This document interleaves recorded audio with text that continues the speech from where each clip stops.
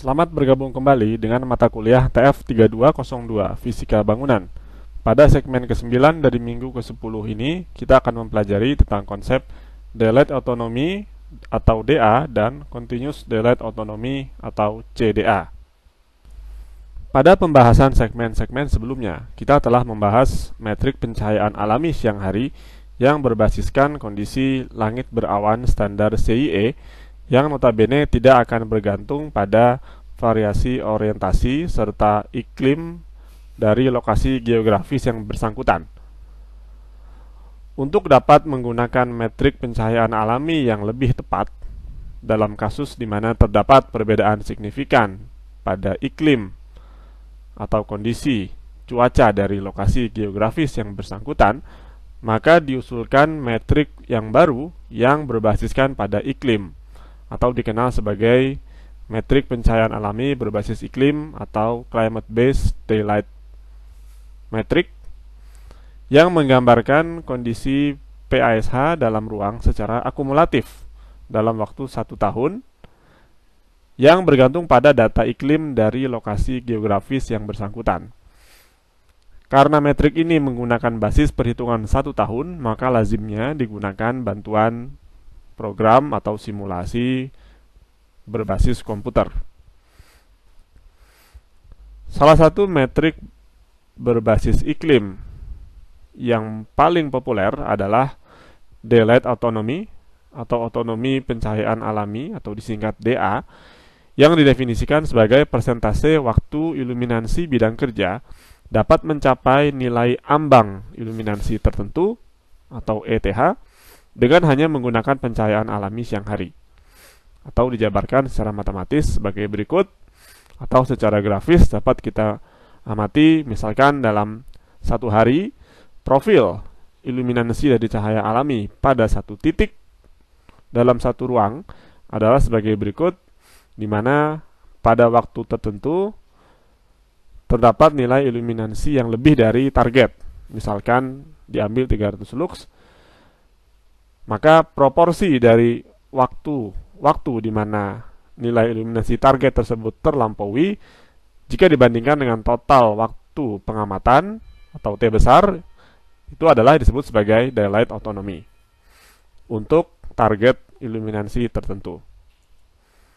Menurut Yes, Daylight Autonomy dengan ambang minimum 300 lux atau dikenal sebagai DA300 dapat digunakan sebagai indikator pencahayaan alami siang hari dengan nilai target minimum dari DA300 tersebut adalah sekurang-kurangnya 50% sepanjang tahun.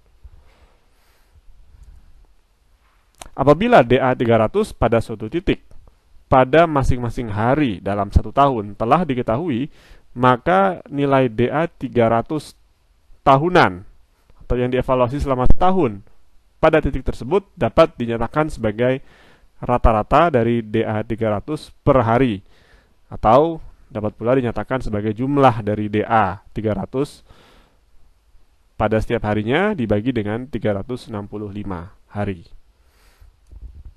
Sebagai contoh, misalkan kita mengetahui profil iluminansi pencahayaan alami siang hari pada suatu titik sebagai berikut, dengan target iluminansi 300 lux yang tercapai pada pukul 10 sampai dengan pukul 16.45 dalam 1 hari. Jika ruang tersebut digunakan selama pukul 8 pagi sampai pukul 18, kita diminta menentukan DA300 di titik tersebut pada hari itu saja.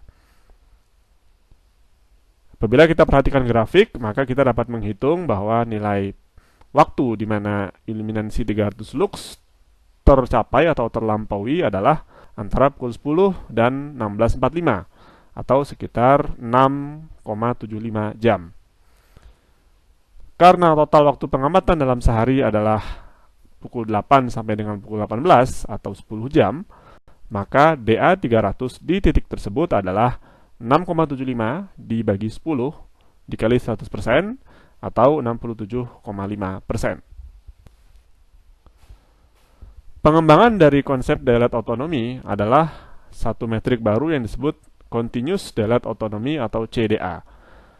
Metrik ini adalah persentase waktu iluminasi bidang kerja yang dapat mencapai iluminasi ambang atau target dengan PASH, tetapi perbedaannya dengan DA adalah pada CDA digunakan kredit yang bersifat linear untuk nilai iluminasi yang berada di bawah ambang.